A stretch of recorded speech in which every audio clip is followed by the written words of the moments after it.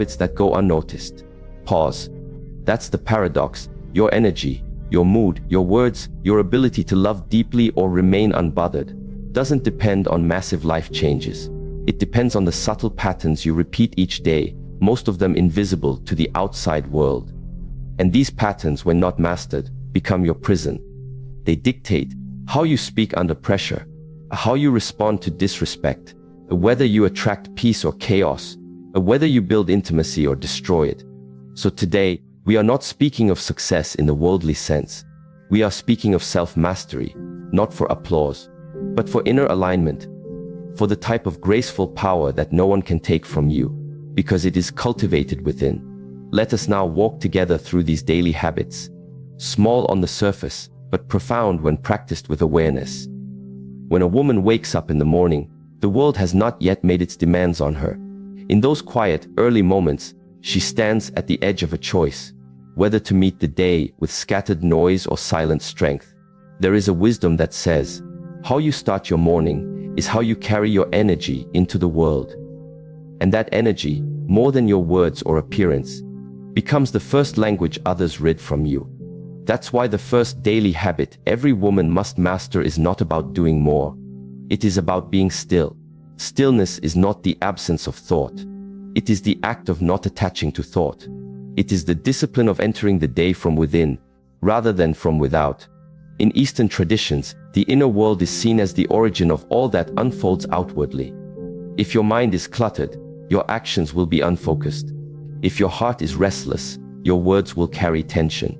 That is why a woman who trains herself to begin her morning in silence, reflection, or mindful breathing does not just calm her mind. She reclaims her authority over the tone of her life. Modern neuroscience supports this ancient truth. When a woman starts her day with just 10 minutes of intentional silence, before checking messages, before speaking, even before movement, her cortisol levels stabilize. The frontal cortex, responsible for clarity and decision-making, becomes more active. This means she responds to life from her higher awareness, not from old emotional loops. Over time, this builds emotional resilience, a trait more attractive than any physical beauty. There was once a woman in her 50s who shared her experience at a wellness retreat in the mountains. She had spent her entire adult life raising children, working 2 jobs and always rushing. Her body had become tense, her moods unpredictable, her relationships strained. I lived in reaction, she confessed. It was like the world pushed me, and I had to push back. But something shifted when she began a daily practice of waking up at 5:30 a.m., lighting a candle, and sitting in silence for 15 minutes. No phone, no words, just breath. After several weeks, she noticed something peculiar. Her adult son spoke to her more gently. Her co-workers responded to her presence with more respect, and she no longer cried at the smallest frustrations. Stillness had softened her inner world and strengthened her outer presence. She had not changed the world around her. She had simply returned to herself. The feminine spirit is deeply intuitive, but intuition cannot operate in noise. It whispers, it does not shout. That's why this morning practice is not merely spiritual, it is practical. A woman who listens to herself before the world speaks to her develops a calm nervous system. This is her greatest protection in a world that often rewards urgency over wisdom. This is how she starts to cultivate emotional discipline, not through suppression, but through inner anchoring. When a woman begins her day grounded in stillness, her relationships shift. She no longer demands peace from others. She brings peace into the space. Her partner feels safer to be vulnerable. Her children are less reactive because they sense her presence is consistent. Even in conflict, she holds a quiet center. She does not chase, she does not plead, she pauses. And in that pause, she sees things more clearly. She learns that not every comment deserves a response, not every invitation must be accepted, and not every problem is hers to fix. This habit, though simple, is one of the most radical acts of emotional self-respect. It says, before I pour into the world, I will sit with myself. That stillness becomes her sanctuary, and from it, her strength arises. Yet, stillness alone is not enough. We must understand the rhythm of our body, the language of our breath. This leads us to the second daily habit every woman must master, regulating the emotional body through conscious breathing. We are born knowing how to breathe properly. Deep, full, and rhythmic. But over time, through stress, trauma, and cultural conditioning, women begin to hold their breath, especially during emotional tension. They breathe shallowly into the chest, not the belly. And this tells the body, we are under threat. Without realizing it, many women live in a constant low-grade fight or flight state. Not because of real danger, but because their breath tells their nervous system to brace for it. Here's something neuroscience confirms: the breath is one of the only functions that is both automatic and within our control. This means it is a direct bridge between the unconscious mind and conscious awareness. When a woman learns to return to her breath, not just during meditation, but throughout the day, she sends a powerful signal to her body: I am safe. Emotional safety is the foundation of every meaningful relationship. Without it, a woman reacts rather than responds. She over-explains, she people-pleases, she becomes overly defensive. But when her breath is slow and grounded, her entire energy communicates calm confidence. This has a magnetic effect. Her partner feels emotionally held without being controlled. Her friends feel seen without being judged. Even strangers respond with unexpected warmth. Why? Because people are wired to feel others' nervous systems before they even hear their words. I once heard a story of a school teacher in her 60s who had struggled for years with anxiety and chronic fatigue. Her doctor prescribed medications, but nothing brought lasting relief. Eventually, she was introduced to a simple breath practice. Inhale slowly for 4 counts, exhale gently for 6. She practiced this 3 times a day, especially before entering her classroom or engaging in difficult conversations. Within a month, she noticed her heart rate was lower, her thoughts less chaotic. She had more patience with her students and less guilt after disciplining them. Her relationships improved, not because others changed, but because she began to live in a regulated state. The breath had become her anchor. In relationships, breath creates space between stimulus and response. A woman who breathes before reacting becomes less emotionally entangled. She doesn't interrupt, she listens. She speaks slower with precision. This doesn't make her passive, it makes her powerful. Because presence is power, and presence begins with the breath. Even the physiology supports this. Deep belly breathing activates the vagus nerve, which governs parasympathetic calm. This lowers blood pressure, reduces inflammation, and increases oxytocin, the bonding hormone. So when a woman breathes consciously, not only is she calming herself, she is creating emotional availability. That is how trust is built, not only in others but within herself. There's a quote from an old Taoist text: "The wise woman breathes from her heels." It's a poetic way of saying that her breath reaches deep into her body, rooting her like a mountain. She is not easily moved by storms. She may feel the rain, but she does not collapse under it. In the modern world, women are often told to move faster, push harder, speak louder. But there is a deeper wisdom available: move slower, breathe deeper, speak less. And when you do speak, let it come from a place of calm truth. Breath is not just a tool for relaxation, it is a discipline of presence. It trains the emotional body to remain open, but not reactive. And in romantic relationships, this is a secret strength. During tension, instead of escalating, she breathes. During silence, she does not fill the space with fear, she inhales trust. She begins to embody emotional stability. This is the kind of presence that inspires respect, not just affection. Imagine a couple in conflict. The man raises his voice. The old pattern might be for the woman to match his volume or shut down in silence. But a woman who has trained her breath pauses. She grounds herself before responding. She slows the rhythm of the conversation. She does not need to control him. She simply regulates herself. And in that moment, she shifts the dynamic, not with dominance, but with calm. This is not about perfection. There will be days when the breath is shallow, when emotions overflow, when silence feels unreachable. But the practice is not about getting it right every time. It is about returning. Again and again. That's where mastery begins. In the return, there is a sacred power in a woman who wakes early, sits in stillness, and remembers how to breathe herself back to center. She no longer looks to the world to make her feel safe. She becomes the safety. She no longer waits for someone to calm her. She calms herself. And in that space, she becomes the kind of woman whose presence is healing, simply because she has made peace her daily practice. In life, it is not the event that shapes us, It is our response to the event. And yet, most people are not responding, they are reacting. These are two very different states of being. A reaction is immediate, emotional, and often unconscious. It comes from past wounds, from ego, from fear.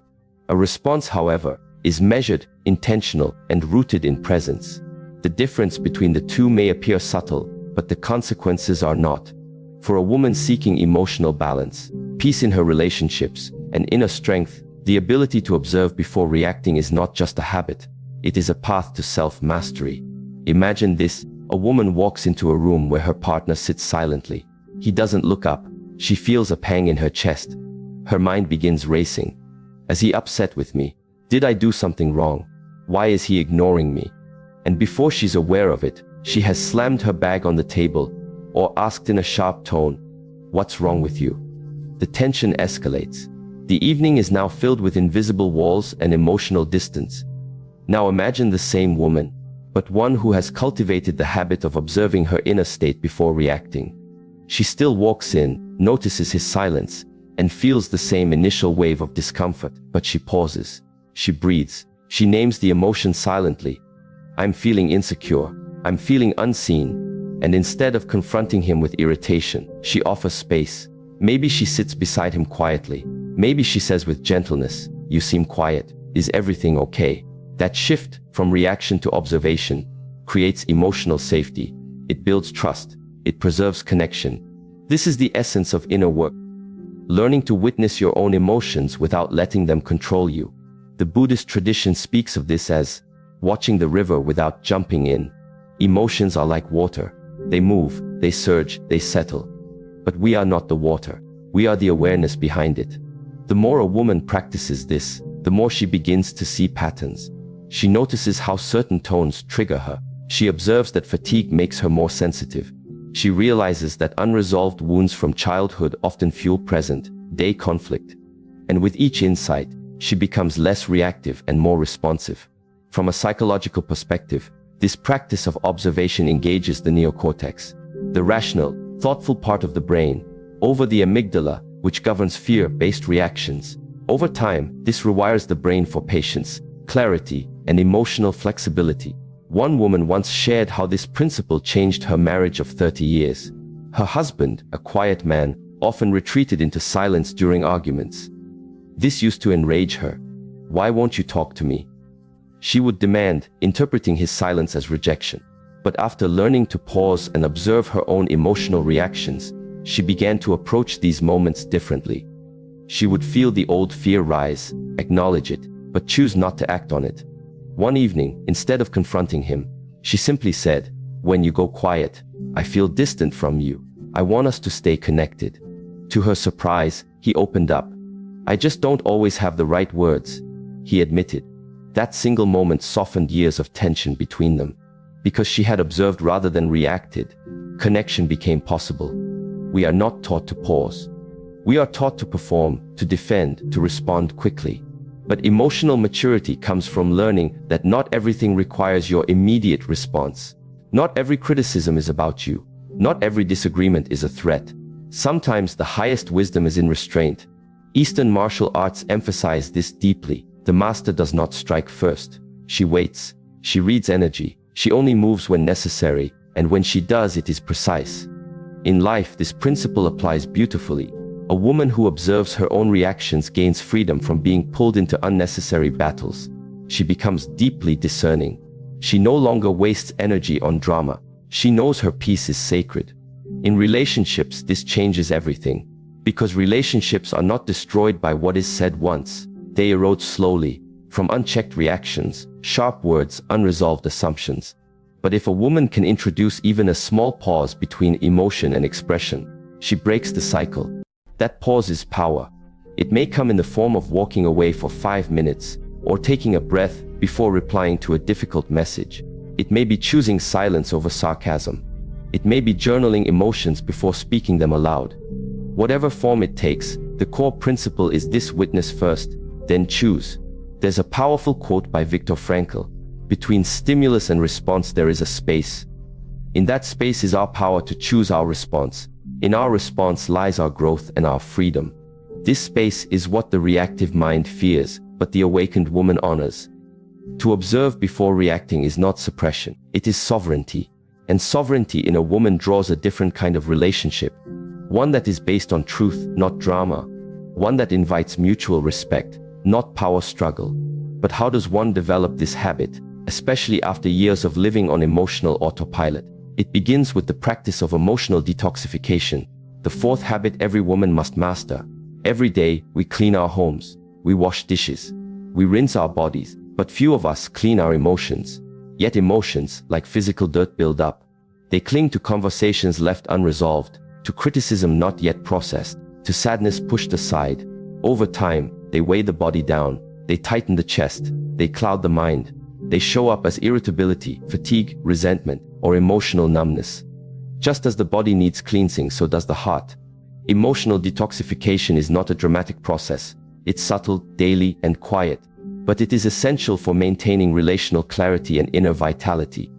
One powerful tool for this is reflective journaling. At the end of each day, a woman sits with her emotions, not to fix them, but to let them be seen. She might write, "Today I felt overlooked when no one acknowledged my efforts. I felt tired after giving too much in a conversation that wasn't mutual. I felt joy when my daughter hugged me." This practice is like sweeping the emotional floor. It prevents dust from turning into disease. A story comes to mind of a woman who had suffered through years of silent frustration in her marriage. She never spoke her disappointments. She didn't want to be a burden. But over time, those unspoken emotions turned into resentment. She stopped touching her husband's hand. She began snapping at her children. She felt emotionally heavy all the time.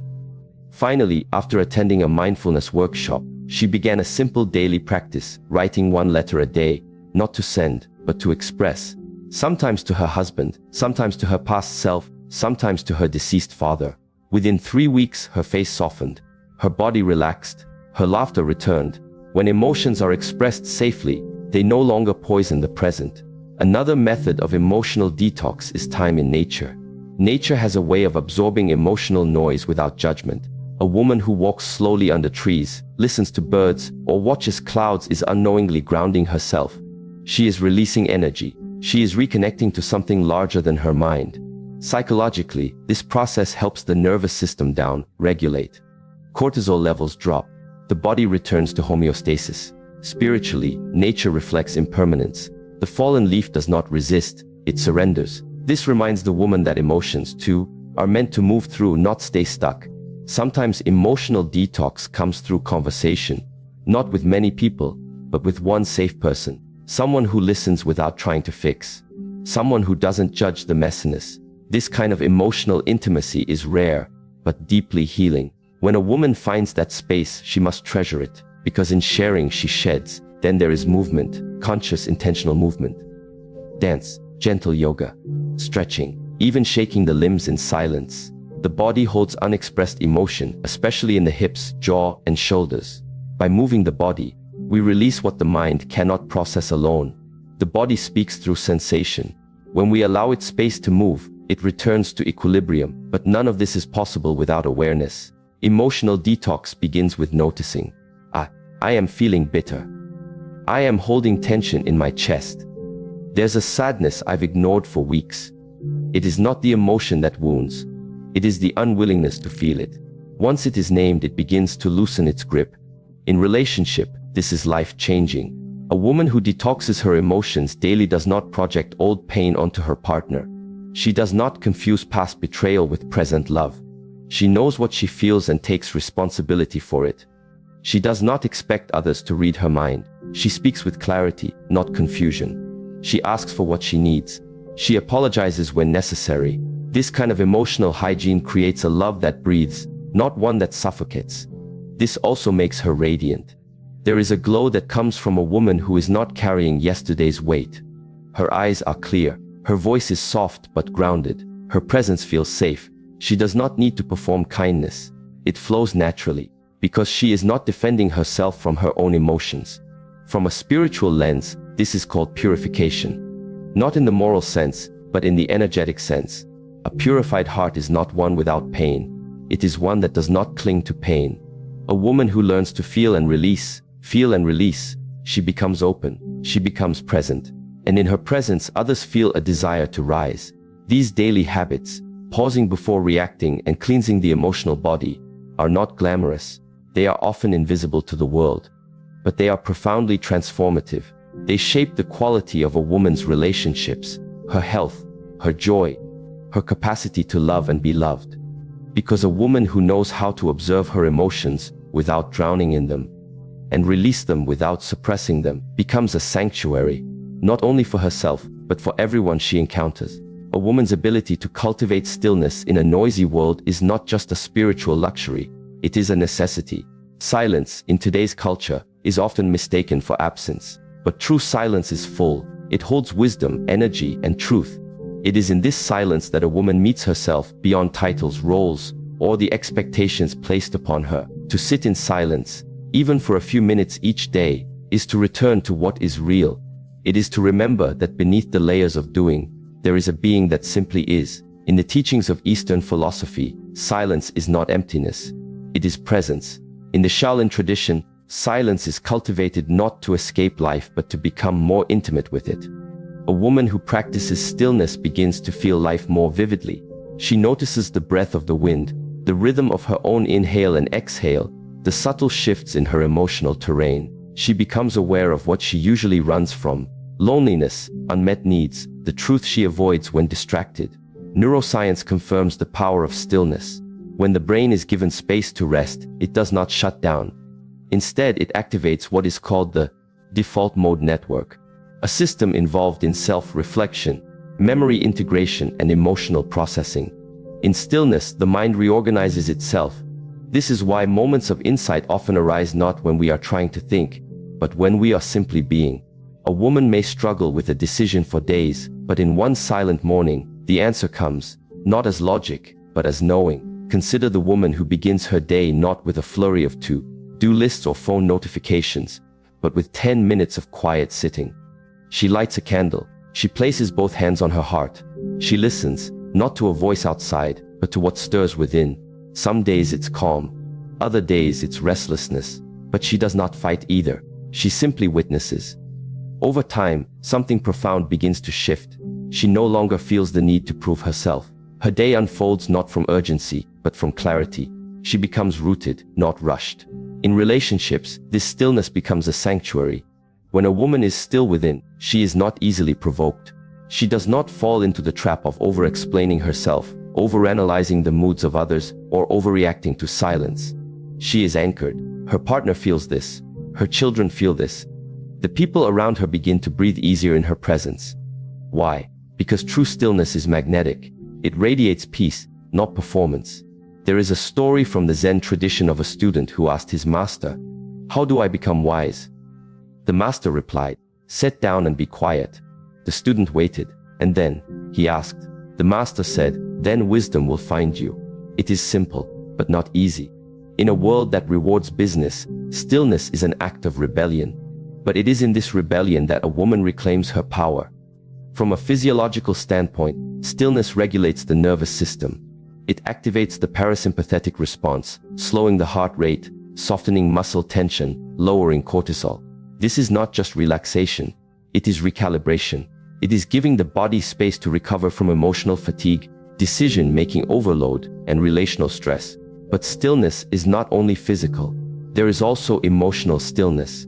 This is the ability to sit with an emotion without rushing to solve it, to feel sadness without needing to escape it, to allow joy without fearing it will end.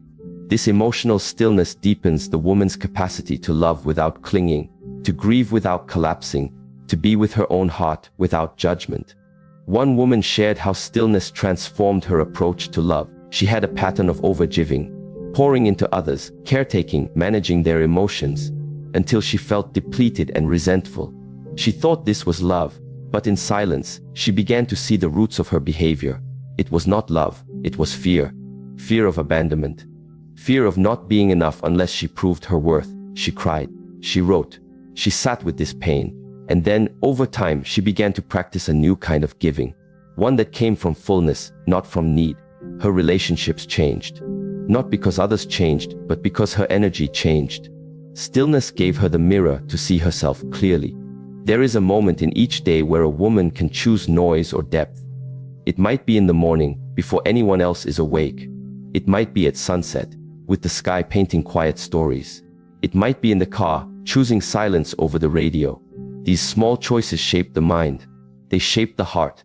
They train the soul. In Chinese medicine, the heart is seen as the emperor of the body, the seat of consciousness. But the heart cannot govern well if it is always agitated. Stillness is what allows the heart to return to wisdom. A woman who lives in emotional reactivity will always be chasing stability from the outside. But a woman who cultivates stillness begins to generate stability from within. Stillness also reveals the patterns we are trapped in. A woman may notice that every time she feels unworthy, she reaches for distraction. She texts someone, she scrolls, she eats, she shops. But in stillness, she pauses. She feels the ache, she does not numb it. And something miraculous begins to happen. The ache loses its power. It transforms, because feelings, like waves, crest and fall when they are allowed to exist. From a relational perspective, this is revolutionary. It means a woman no longer seeks a partner to rescue her from discomfort. She does not ask another person to fill her silence. She meets her own depths. And when she enters relationship from this space, she is not needy. She is whole. This creates a new kind of connection, one based on shared presence, not emotional dependency. In practical terms, how can a woman practice this daily habit of stillness? Begin with breath. Each morning, before picking up the phone or stepping into roles, sit for 5 minutes. Close your eyes. Feel the breath enter and leave your body. Don't try to control it, just witness. This anchors you in the present. Use anchor phrases. In moments of anxiety or overthinking, repeat silently, I return to stillness. This moment is enough. These mantras are not magic, but they are reminders. They bring the mind home. Create tech-free pockets. Even 10 minutes without screens can reset your nervous system. Sit by a window. Feel the sun. Drink tea. Listen to the silence between the sounds. Engage in mindful movement. Tai Chi, slow walking, gentle yoga. These are not exercises, they are moving meditations. They help integrate stillness into the body. Journal after silence. Let the silence speak through your pen. Ask, what did I feel? What truth emerged? What did I avoid? This brings depth to the stillness. Protect sacred space. Choose one spot in your home that is just for stillness. A chair, a corner, a mat. Light a candle. Let this space hold your practice. Over time, your body will associate it with peace. There is a deeper reason why stillness matters. In stillness, a woman reconnects with her intuition. The quiet voice that guides, warns, and whispers truths louder than the noise of opinions. This inner guidance cannot be heard when we are always occupied. But it is always speaking. A woman who listens to this voice becomes confident in her choices. Not because they are perfect, but because they are aligned. One young woman once confided in her teacher, I don't know if I should leave this relationship. Everyone has an opinion. My mind is spinning. The teacher asked, have you sat in silence with the question? She shook her head. Then you are only hearing the world. He replied, you have not yet heard yourself. She went away.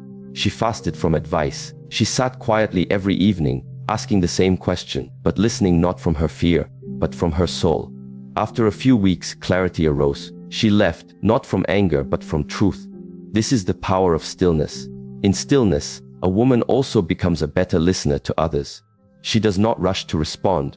She hears not only words, but what lies beneath them. She becomes attuned to tone, to silence, to body language. This makes her presence deeply healing. People feel safe with her, not because she says much, but because she listens fully. Stillness cultivates humility. It shows a woman that she does not have to know everything, fix everything, or be everything to everyone. She learns the sacred art of being. And this beingness softens the edges of her relationships. It brings tenderness where there was tension. It brings grace where there was guilt. It brings space where there was suffocation. The poet Rumi once said, there is a voice that doesn't use words. Listen. This voice lives in stillness. A woman who learns to hear it walks differently. She speaks less but with more impact. She chooses fewer battles. She rests more deeply. She no longer needs external validation to feel complete. Her joy becomes quieter, but more constant. There is a kind of power that comes not from how much we do, but from how deeply we can be. A woman who begins her day in stillness carries a different frequency. She is less reactive, more receptive. She is not in competition with the world. She is in communion with it. People sense this. They are drawn to it, because the world is tired of noise. It is hungry for presence. A woman who masters this habit of daily stillness no longer chases peace. She becomes it. And in becoming peace, she brings healing not only to herself, but to everyone her presence touches. A woman who learns the art of intentional solitude gains access to a power that cannot be shaken by external noise. She no longer fears being alone because her own presence becomes her sanctuary. In a society that often confuses aloneness with loneliness, she rises with a different understanding. Being alone is not a punishment. It is a privilege. It is a space where the soul breathes, where the clutter of performance falls away, and where the true self quietly, patiently emerges. This habit, this sacred choice to spend intentional time alone each day, is one of the most misunderstood practices of self-mastery.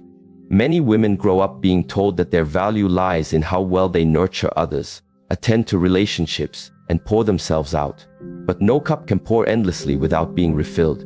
Solitude is not selfish. It is self-sustaining. When a woman carves out space to be alone, without distraction, without duty, she returns to herself. She steps away from the roles of mother, partner, employee, or friend, and enters the space of just being a soul, not needed, not wanted, just known by herself. In the Shaolin tradition, the monk spends hours in solitude, not to escape people, but to connect more deeply to the source from which all connection flows. The purpose is not isolation but restoration. This solitude is active. It is a choice, and it gives the practitioner the strength to return to the world with more clarity and compassion. In the same way, a woman who learns to be alone learns also how to love more cleanly. She no longer loves from longing, she loves from awareness. Neuroscience supports the value of solitude. When we engage in focused time alone, without digital stimulation or social demands, the prefrontal cortex responsible for self-regulation and decision-making becomes more active. We gain access to metacognition, the ability to reflect on our own thoughts. This leads to better problem solving, improved emotional intelligence, and more authentic behavior. A woman who knows how to sit in her own company becomes less reactive in relationships. She stops seeking approval in every conversation. She listens to her own wisdom before she seeks validation from others. There is a woman I once knew, a counselor in her late 50s, who had spent most of her life raising children, supporting a husband who traveled frequently, and running a small practice to help other women. She was loved by many, yet she felt disconnected from herself. She would describe feeling like a guest in her own life. One day, she decided to take a week-long solo retreat in the mountains. No phone, no visitors, just herself and the quiet. She told me afterward, "I had no idea who I was outside of service. I cried every morning for the first 3 days. But then, something shifted. I started to remember who I was before the world told me who I needed to be."